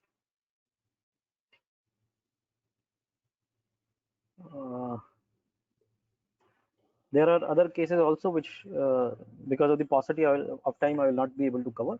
Let us move ahead to section 55. Now, the most of the discussion has been done. Now, one another discussion that I would like to do here is just I will touch and then we'll move ahead. That is in relation to the merchant exports. There is a concept of merchant exports also, and there was a notification 40/2017 wherein it has been said कि भाई manufacturer जो है वो merchant exporter को 0.1% पे वो purchase कर सकता है. So what will happen in a situation wherein I am having my inputs at 18% and I am supplying at 0.1% to the merchant exporter. So in that case, I will be falling not into the zero rated supplies. भले ही मैंने merchant exporter को दिया और वो further export करेगा. It is not, or I am not being eligible for getting a refund of that accumulated credit 18% minus 17.9%. That 0.1% ही भर रहा हूँ मैं. So I will not be eligible for claiming refund as an exporter or a zero rated supply against zero rated supply. It will be a refund under inverted duty structure. Section 54 subsection 3 में मैं उसका refund लूंगा, clause 2 में, ना कि clause 1 में. So please bear in mind. Moving further, section 55, the government may, on the recommendations of the council, any by notification specify any specialized agency of the UNO or any multilateral financial institution, जो subsection 2 में हमने देखा था 54 में, organization notified under the United Nations Privileges and Immunities Act 1947, consulate, embassy of foreign countries, and any other person or class of persons as may be specified in that behalf. So they can issue a notification and provide the refund. Who shall, subject to certain conditions and restrictions as may be prescribed, be entitled to claim a refund of taxes paid. Whatever taxes I have paid, I will be entitled to claim refund of that on the notified supplies of goods or services or both. और उसमें time limit अगर आपको ध्यान हो, जो अभी हमने देखा था 54 में सबसेक्शन 2 में, it was 6 months. Within that period, you need to make an application and you need to get the refund of it. These are circulars, notifications, everything is covered. जो book का जो एक पूरा एक shape है, that shape you all are aware now. Section 56, it deals with the interest on the delayed refunds. जैसे हमारे से अब गवर्नमेंट का सीधी kind of equality they give us when we are making delayed payments. तो वो तो चाहते हैं कि ग्रॉस पे इंटरेस्ट ले लें और वो भी 18% के और 24% से ले. लेकिन जब वो डिले करें, मुझे पैसा लेना है आपसे, तो पहले तो मैं हेरेसमेंट झेलूं, आपके ऑफिस के चक्कर काटूं, उसके बाद आपको खुश करूं, फिर वो रिफंड कभी आएगा मेरे अकाउंट में, फिर भी वो अकाउंट ऑफिसर लेके बैठ जाएगा, उसके बाद he will give me refund after 10 days 15 days. वो रिफंड मेरे अकाउंट में आएगा, लेकिन जो डिले आएगा उसमें भी मुझे पेमेंट नहीं मिलेगा, इंटरेस्ट नहीं मिलेगा. और अगर मिलेगा भी तो सेक्शन में के हिसाब से, प्रोविजन के हिसाब से बोल दिया भी 6% मिलेगा, उससे ज्यादा नहीं मिलेगा. This is something which is absolutely against, I would से, the policy. It should be the policy कि जितना आप इंटरेस्ट, जैसे रेरा में उन्होंने बनाया कि अगर कोई कंप्लेंट करता है कोई कस्टमर बिल्डर के अगेंस्ट में, तो बिल्डर की अगर पेमेंट डिले होती है तो जो इंटरेस्ट का रेट बिल्डर चार्ज करता है, the same rate will be paid to the customer also by the builder. Same should be there. It has to be an equal thing, that if you are charging 18%, then you are also liable for 18%. At least you should have some accountability of those officers who have been empowered by the government of India to process the refunds. Honorable Finance Minister says कि within 20 days your refund will be processed. But that 20 days, when it becomes 40 days or 50 days, और वो 20 days में करने के लिए भी मुझे priority पे रखने के लिए भी मुझे कैसी कैसी कंडीशन सेटिस्फाई करनी पड़ती है, दैट माय टीम और the common professionals are aware of. Anyways, it says interest on delayed payments. If any tax ordered to be refunded, under subsection 5 of section 54 to any applicant is not refunded within 60 days from the date of receipt of the application under subsection 1, within 60 days of the application under subsection 1 of, I think there is something missing. Just give me 1 minute. I think there is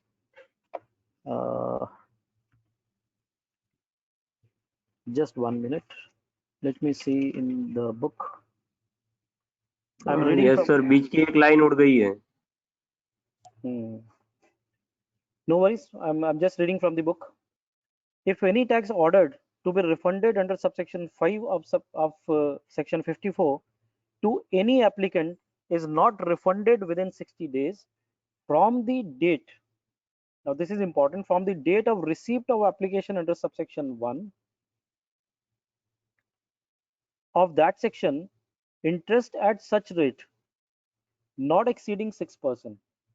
So now you all are clear. I'm repeating it again. If any tax ordered to be refunded under subsection 5 of section 54 to any applicant is not refunded within 60 days from the date of receipt of the application under subsection 1 of subsection 1 of that section. So of that section is missing here. Then the interest at such rate not exceeding 6% as may be specified in the notification issued by the government. I think again there is some misprint. I request the team to please take care of this in future. Interest, no, I'm just reading it. Not exceeding 6% as may be specified in the notification issued by the government on the recommendations of the council shall be payable in respect of such refund. So 6% आपको देना पड़ेगा from the date immediately after the expiry of 60 days from the date of application till the date of refund of such tax. Many professionals are there who might be doing this compliances. Tell me if anybody is able to get the interest under section 56. Sir हम तो यही बोलते हैं कि अगर हमारा refund मिल जाए तो ही बहुत है. Let us first take the refund, वो भी एक 6 महीने साल भर में मिलता है, तो let us take the refund, forget about the question of interest. And therefore there was the judgment of honourable Gujarat high court in Saraf natural stone, जहां पे ऐसे ही डिलेज हुए थे और उन्होंने यही सेक्शन का कॉग्निजेंस लिया, सेक्शन 56 का, and the arguments went on and the court has ordered that this is absolutely wrong and therefore 9% is the interest that you will have to pay. Forget about 6% which is written in the statute. Moving ahead to proviso to section 56, it says provided that where any claim of refund arises from an order passed by an adjudicating authority or appellate authority or appellate tribunal or court which has attained finality and the same is not refunded within 60 days from the date of receipt of the application filed consequent to such order, interest at such rate not exceeding 9%. Now here it is said 9% as may be notified by the government on the recommendations of the council. यानी अगर मैंने कहीं कोई case किया, appeal में गए और उसकी वजह से अगर मुझे ऑर्डर मिल रहा है या कोर्ट ने कोई ऑर्डर दिया उसकी वजह से मेरे को अगर रिफंड मिल रहा है तो 9% मुझे मिलेगा. Shall be payable in respect of such refund from the date immediately after the expiry of 60 days from the date of receipt of application till the date of refund. So even today you can proceed before the courts in case of bigger refunds wherein the refunds have been delayed by the government and they have not paid the interest. So you can claim interest at the rate of 9%. For the purpose of this section, where any order of refund is made by an appellate authority, appellate tribunal, or any court against an order of the proper officer under subsection 5 of section 54, the order passed by the appellate authority, appellate tribunal, or by the court shall be deemed to be an order passed under subsection 5, and therefore उसी order के हिसाब से वो आगे पूरा उसका refund की amount बनेगी, उसी के हिसाब से वो इंटरेस्ट कैलकुलेट होगा. These are certain notifications. ये 13/2017 में रेट्स नोटिफाई किए हैं इंटरेस्ट के, which is 6%. एक केस है इसमें अपार industries limited and the other case was we have already discussed that Saraf Natural Stone. इस केस में भी ऐसे ही था, before the High Court of Bombay. Again the interest amount, it was with in relation to the interest amount which was not given on the refund amount. The authorities which were present, they have said कि वहाँ पे कुछ mismatch था invoices में, and because of that there was a delay. हमको match करने में time लग गया, इसलिए डिले हुआ एंड इसके लिए हम इंटरेस्ट नहीं देंगे. So the petition was dismissed. The honorable court held that mismatch in invoice should have been corrected after the giving a chance of representation to the assessee. Thus the GST authorities were directed to pass an order after considering the representation of the assessee. On this basis it was discharged, the petition was dismissed, and then the matter was sent to the officers then the officers have handled it. And this is Saraf Natural Stone. Again, the court has said 9% से interest आपको मिलेगा जितना भी आपका delayed हुआ. Section 57, friends, it's regarding the consumer welfare fund. We have already read this. Subsection 5 बोलता था कि वो पैसा सब consumer welfare fund में चला जाएगा. फिर subsection 5 को override किया subsection 8 ने 54 के, जहां बोला कि वो कंज्यूमर फंड में नहीं जाएगा, वो जो पिटिशनर जो एप्लीकेंट्स है उनके अकाउंट में जाएगा. तो section 57 says consumer welfare fund, the government shall constitute a fund to be called the consumer welfare fund, and there shall be credited to the fund a the amount referred to in subsection 5 of section 54, b any income from investment of the amount credited to the fund, जो भी उसमें से आपने जहां पे भी invest किया वो जो भी इनकम आ रही है, and c such other monies received by it, इसके अलावा जो भी पैसा उसके पास आ रहा है सारा उसमें अमाउंट क्रेडिट होगा in such manner as may be prescribed. And there is a rule number 97 which needs to be referred to understand how it will be, the amount will be deposited. Moving to the last section of the day, which is utilization of funds, friends. How the funds has to be utilized from the consumer welfare fund.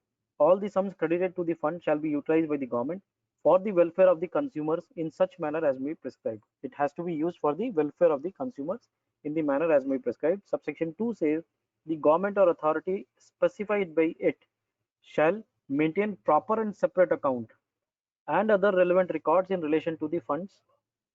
Government और authorities को separate account बनाना पड़ेगा और उसको maintain करना पड़ेगा, and prepare annual statement of accounts in such form as may be prescribed in consultation with the C&AG, Comptroller and Auditor General. उसको separately maintain करना पड़ेगा accounts को, और हर year में उसको एक annual statement generate करना पड़ेगा in discussion with the C&AG. That is the provision of utilization of the fund, where it has to be utilized. It has to be utilized in the prescribed manner.